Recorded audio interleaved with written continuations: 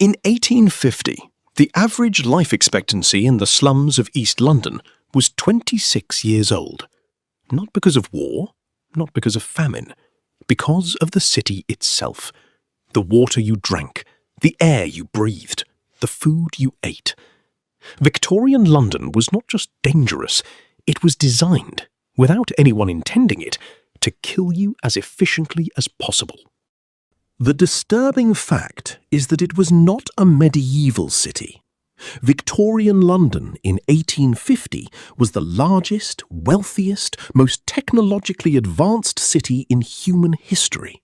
It had railways, gas lighting, universities, police force, and an empire that controlled a quarter of the planet. It had everything a civilization at the peak of its power could build. What it hasn't was clear water, clean air, and safe food, and any understanding of why its people kept dying. 2.5 million people lived in London in 1850. They were living inside a machine that was systematically destroying them, and almost nobody understood how, or why, or what to do about it. The Thames in 1850 was not a river in any meaningful biological sense. It was an open sewer.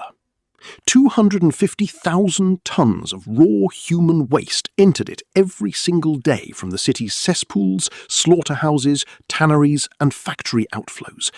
The water was black in places. It produced gases that killed fish within minutes of their introduction. On hot days, it generated a smell that could be detected miles away. The water companies pumped it out and sold it to London's residents as drinking water. They knew what was in the river. The government knew what was in the river. The residents could smell what was in the river. But the dominant scientific theory of the time held that disease was caused by bad air, by smell, by the invisible emanations of rotting matter. Water was not considered a disease vector. So the water companies kept pumping, and the government kept permitting, and the people kept drinking.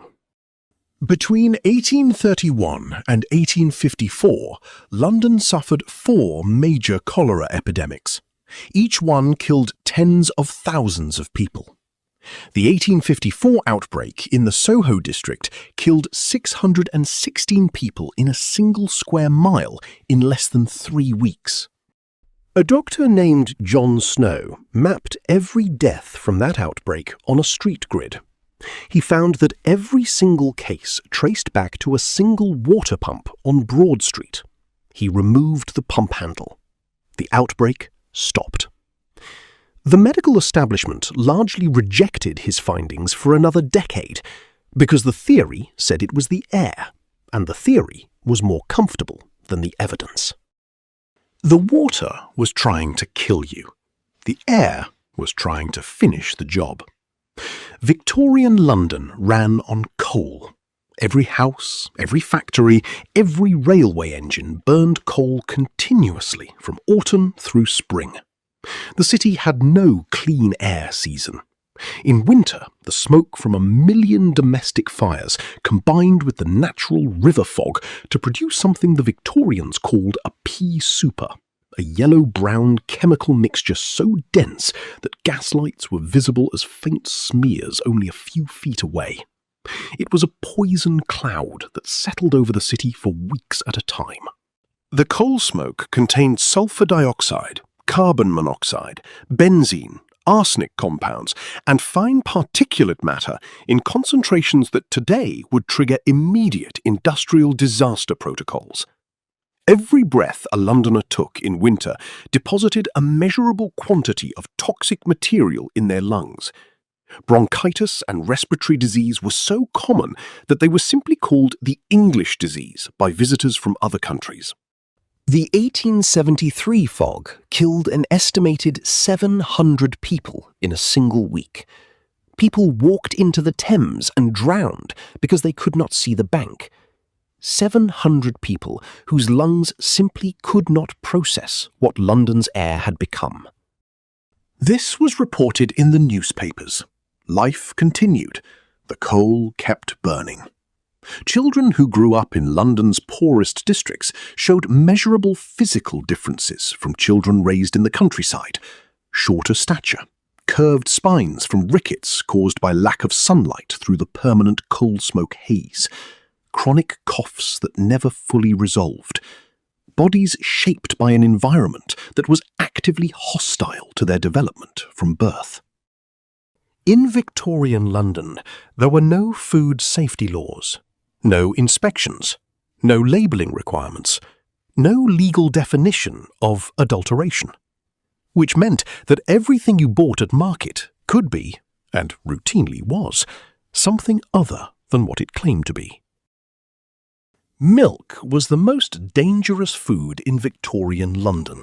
It was delivered in open containers through streets covered in horse manure, an estimated 1,000 tons of which was deposited on London's roads every single day. By the time it reached the customer, it had collected whatever the streets and the hands of the vendors had to offer. Tuberculosis, scarlet fever, typhoid, all transmitted through contaminated milk.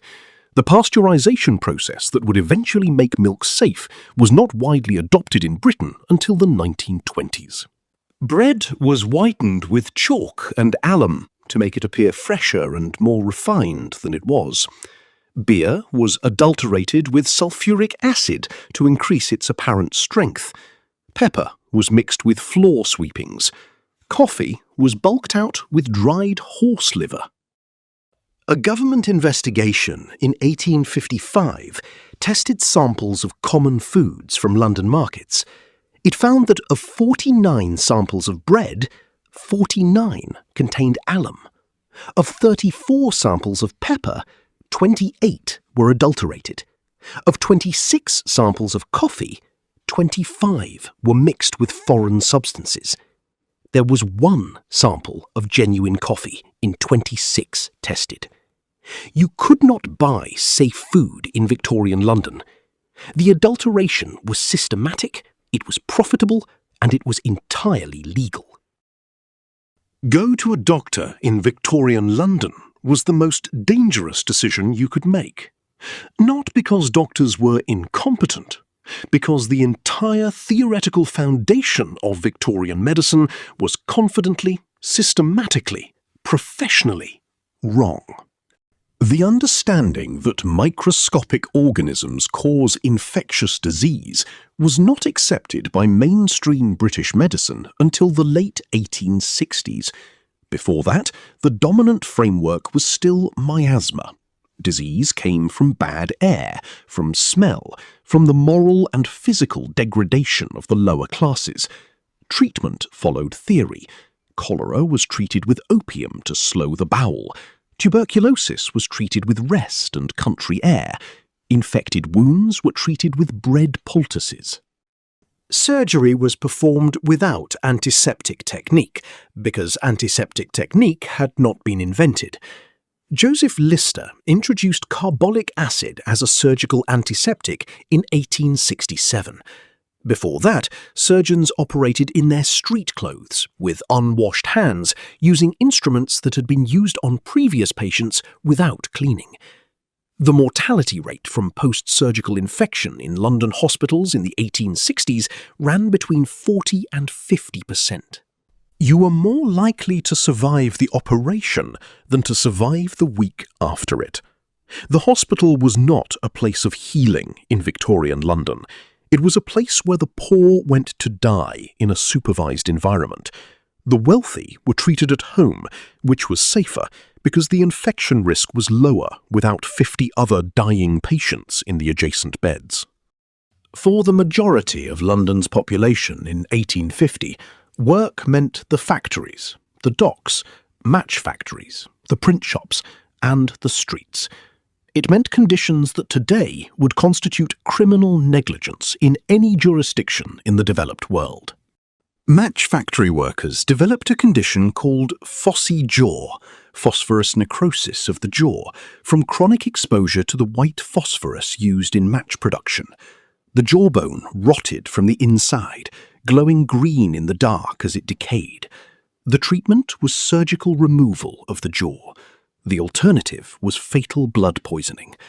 Match factory owners knew about phossy jaw. They continued using white phosphorus because it was cheaper than the safe red phosphorus alternative. Children worked. In 1840, it was estimated that 20,000 children under the age of 10 were employed in London alone. The Factory Acts of the 1830s and 1840s placed some restrictions on child labour in textile mills. They did not cover match factories, tanneries, street trades, or domestic service. A child in Victorian London was not a protected category. They were a labour resource. Each of these things, the water, the air, the food, the medicine, the work, was understood to be a problem by someone, somewhere, at some point during the Victorian era. John Snow proved the water connection in 1854. Edwin Chadwick published his report on the sanitary conditions of the labouring population in 1842. Friedrich Engels described the conditions of Manchester's working class in 1845 in terms that should have produced immediate reform. Charles Dickens put the workhouses, the child labour, and the contaminated streets into novels that were read by millions. And all of it came to an end. Not because the powerful chose to end it. It ended because in the summer of 1858, the Thames smelled so bad that Parliament could no longer pretend the problem was somewhere else. But that is a story for another time.